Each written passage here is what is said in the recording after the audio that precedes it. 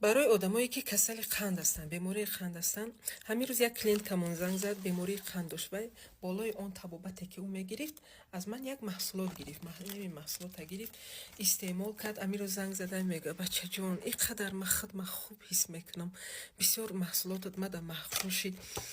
بعد خیلی خرسان شدم میخوام که همه آدزفی خوب من برای شما بگم.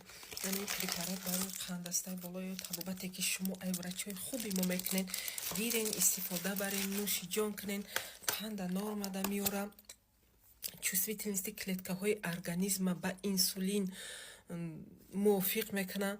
بسیار خوب است، گیرین نوش جان کنین، صحت و سلامت باشین. و کسانی که در کارای به واتساپ من نویسونین و تمام تاجیکستان و دستافکا دارم، باوری دارم که شما خوب سلامت میشوین، شما نمیشوین.